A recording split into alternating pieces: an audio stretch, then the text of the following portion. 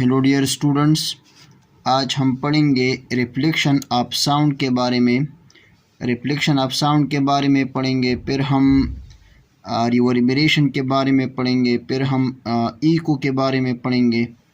तो पहले आते हैं रिफ्लेक्शन ऑफ साउंड की डेफिनीशन की तरफ। The bounce back of sound when it strike a hard surface is called reflection of sound. यानी अगर हमारे पास एक हार्ड सरफेस है और साउंड जो है ये इस हार्ड सरफेस को जब स्ट्राइक करती है और ये साउंड जो है ये बाउंस बैक होता है इस हार्ड सरफेस से, तो इस bounce back of sound waves को हम कहते हैं रिफ्लेक्शन ऑफ साउंड। यानी अगर हमारे पास एक हार्ड सरफेस है और साउंड वेव्स इस हार्ड सरफेस को स्ट्राइक करती है और स्ट्राइक के बाद ये साउंड वेव जो है ये बाउंस बैक हो जाती है इस हार्ड सरफेस से, तो bounce back of sound waves को हम कहते हैं reflection of sound. So the bouncing back of sound when it strike a hard surface is called reflection of sound. अब हम आते हैं रिफ्लेक्शन ऑफ साउंड की एक्सप्लेनेशन की तरफ। Some surfaces reflect sound more than they absorb। यानी हमारे पास मुख्तलिफ़ किस्म के सरफेसेस होते हैं। बाज़ सरफेसेस जो है ये साउंड को ज़्यादा रिफ्लेक्ट करते हैं एब्जॉर्बशन से, यानी कुछ सरफेसेस जो है ये साउंड को ज़्यादा रिफ्लेक्ट करती है एब्जॉर्बेंट की निस्बत। Some surfaces absorb sound more than they reflect, और कुछ सरफेसेस ऐसी भी होती है जो साउंड को ज़्यादा एब्जॉर्ब करती है देन रिफ्लेक्शन। तो कुछ सरफेसेस जो है ये साउंड को ज़्यादा रिफ्लेक्ट करती है देन एब्जॉर्बशन, और कुछ सरफेसेस जो है ये साउंड को एब्जॉर्ब करती है more than they reflect.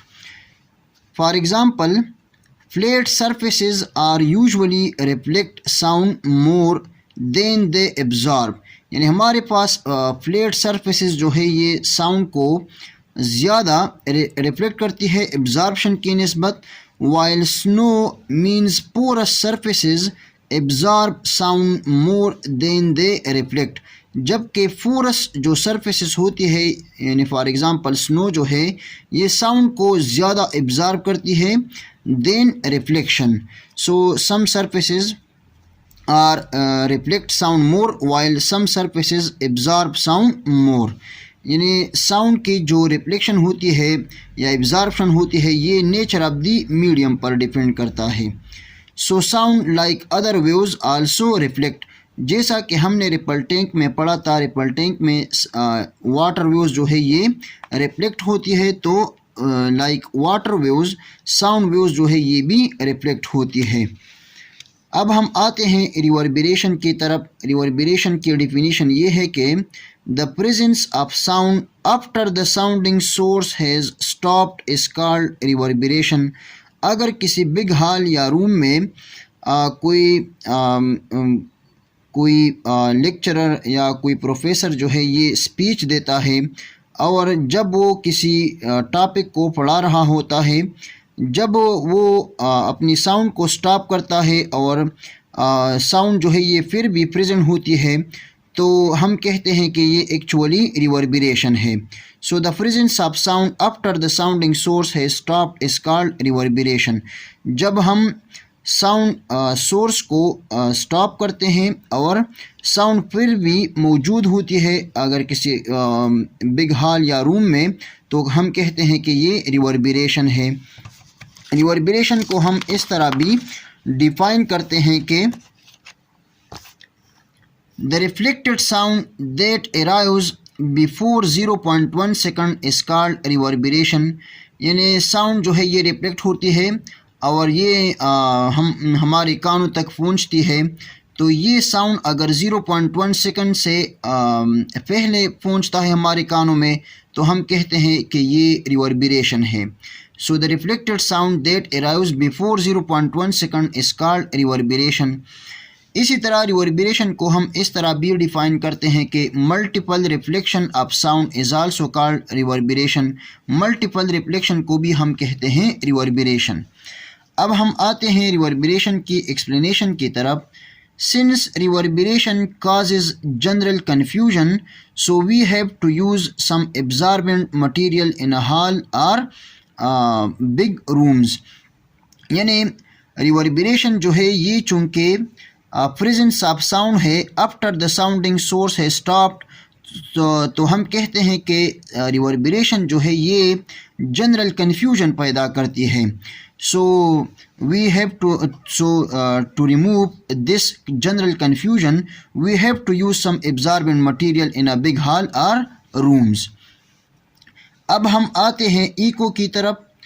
Eco को हम इस तरह डिफाइन करते हैं कि the reflected repeated sound is called echo. यानी साउंड जो है ये रिफ्लेक्ट होता है और इसी तरह ये साउंड जो है ये रिपीट भी होता है, तो इस रिफ्लेक्टेड रिपीटेड साउंड को हम कहते हैं इको। यानी अगर हम किसी साउंड को अगर प्रोड्यूस करें, फॉर एग्ज़ाम्पल हम कहते हैं वेलकम, अगर ये साउंड जो है ये किसी हार्ड सरफेस को स्ट्राइक करती है और ये जब रिफ्लेक्ट होता है तो ये साउंड जो है ये रिपीट होता है। जैसा कि हमने कहा वेलकम, तो वेलकम जो है ये रिपीट और रिफ्लेक्ट होती है। तो इस रिफ्लेक्टेड रिपीटेड साउंड को हम कहते हैं echo. So this means that welcome is repeated sound, so this repeated and reflected sound is echo. Echo को हम इस तरह भी डिफाइन करते हैं कि the reflected sound that arrives after 0.1 second is called echo. अगर साउंड जो है ये रिफ्लेक्ट होती है और ये हमारे कानों तक पहुंचती है आफ्टर 0.1 सेकंड, तो हम कहेंगे कि ये इको है। सो इको और रिवर्बरेशन में फ़र्क ये है कि वो साउंड जो रिफ्लेक्ट हो के हमारे कानों तक पहुंचती है बिफोर 0.1 सेकंड, तो हम कहते हैं ये रिवर्बरेशन है, और जब साउंड रिफ्लेक्ट होती है और ये हमारे कानों तक पहुंचती है आफ्टर 0.1 सेकंड, तो हम कहते हैं कि ये इको है। अब हम आते हैं इको के एक्सप्लेनेशन की तरफ। Eco is usually the reflected sound, यानी इको जो है ये एक्चुअली रिफ्लेक्टेड साउंड होती है। Eco is use to find the distance of an object. Eco को हम यूज़ करके हम मुख्तलिफ़ किस्म ऑब्जेक्ट के डिस्टेंस को फाइंड कर सकते हैं। Since in echo sound covered 2s distance, यानी इको में साउंड जो है ये एक्चुअली डिस्टेंस कवर करता है twice in time t, so the speed of sound is given as v is equal to 2s divided by t, यानी distance जो है ये एक्चुअली ट्वाइस कवर होती है। So v is equal to 2s divided by t। अगर हम t को v के साथ मल्टीप्लाई कर दे तो 2s हमारे पास बराबर हो जाएगा v मल्टीप्लाइड बाई t। अब अगर हम 2 को बोथ साइड में डिवाइड कर दें, इस इक्वेशन के बोथ साइड में अगर हम 2 को डिवाइड कर दें, so s is equal to v multiplied by t divide by 2 हो जाएगा। यानी डिस्टेंस हमारे पास बराबर हो जाएगी v multiplied by t divided by 2। पिछले वीडियो में हमने फाइंड किया था कि at temperature t is equal to 20 degree C the speed of sound is 343 metre पर second. So at t is equal to 20 degree C, the speed of sound is 343 meter per second and the time is 0.1 second. तो eco का distance हम मालूम करते हैं। सो s is equal to 343 multiplied by 0.1 divided by 2। ये हमारे पास 343 0.1 के साथ मल्टीप्लाई होके आ जाएगा 334.3 डिवाइडेड बाई 2, और 34.3 डिवाइडेड बाई 2 से हमारे पास आ जाएगा 17.15 metre. So actually this is the minimum echo distance. So minimum echo distance is 17.15 meter. This distance can affect by temperature, यानी टेम्परेचर जो है ये इस इको के डिस्टेंस को इफ़ेक्ट कर सकता है। सो ये था हमारा लेक्चर इको के बारे में, रिवर्बरेशन के बारे में, रिफ्लेक्शन ऑफ साउंड के बारे में। So thank you very much and all the very best of luck.